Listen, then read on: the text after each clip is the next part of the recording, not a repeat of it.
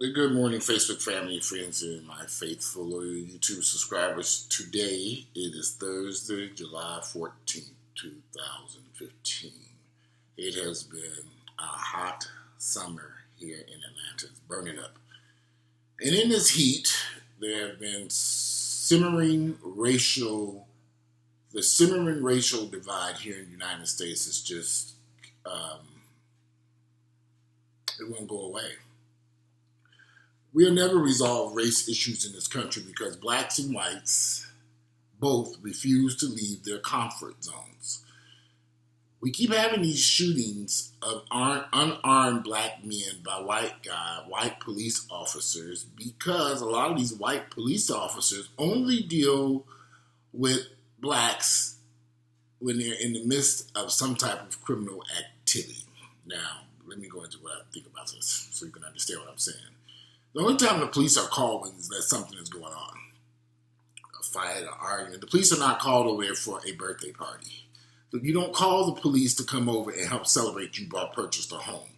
The police are not called over to help you break in your new car if you purchase a new car. So the police are always only coming out to incidents where there's some type of activity taking place that might not necessarily be something good.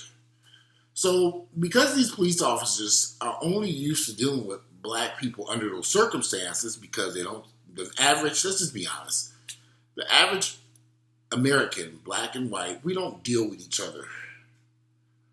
The vast majority of whites don't have black friends.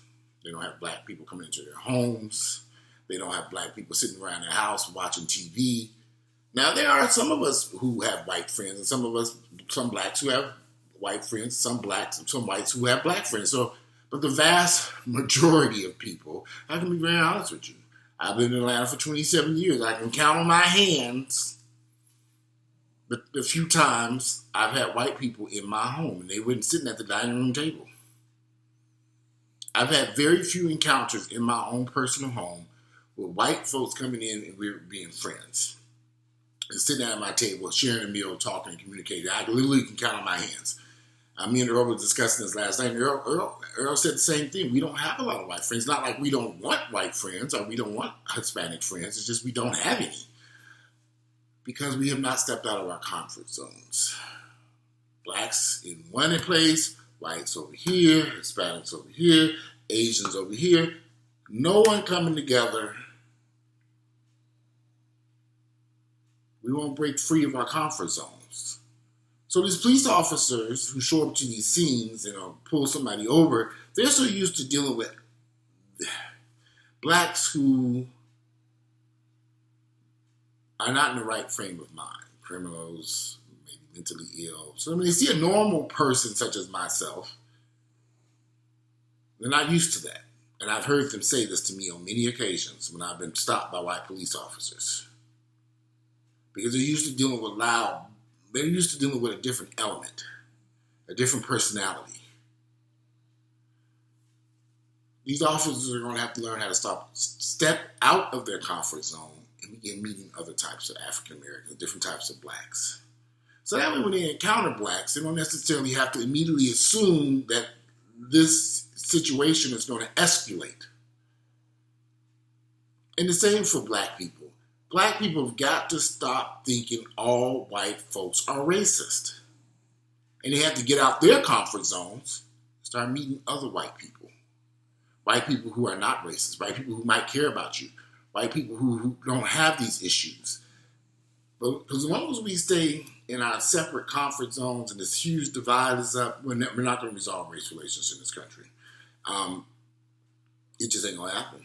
If you're black and you only deal with white folks at work, that is completely different than hanging with white folks going to a bar, a club, or a barbecue at their home or at your own house. That is different. If you're only in a work environment dealing with people of different races, white or black, that's not enough. You have got to get to know your white and black friends personally.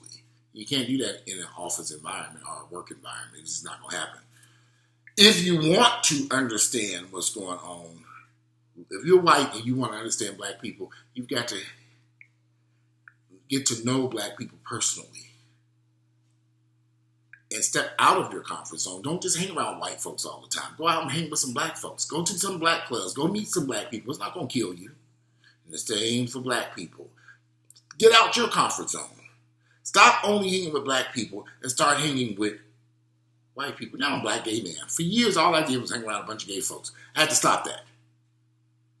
Now I hang with the vast majority of people who are straight with it. And the reason why I had to do that, because sometimes you get this in your head that, oh, people are against you because, I'm gay. Something, straight people don't like gay people. That's a lie.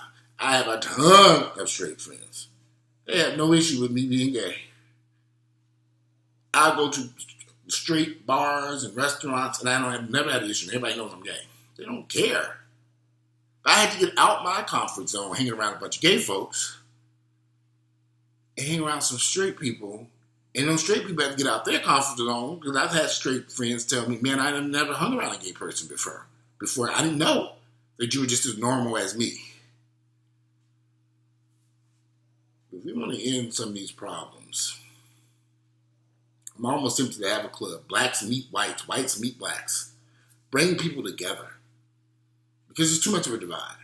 If you don't know somebody, I live in an apartment complex with all these white folks, they really don't know me and I really don't know them.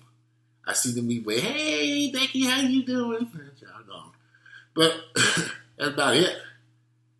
I don't know these people. They don't know what I do. They don't know anything about me. I don't know anything about them. We don't know each other. We just say hello and goodbye and keep on going. But in their minds, they have thoughts about me. And in my mind, I got thoughts about them too.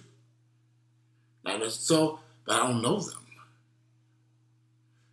We got to step out our comfort zones if we ever want to end race relations. These police shootings, these officers have to start going into the communities that they police and getting to know these people personally.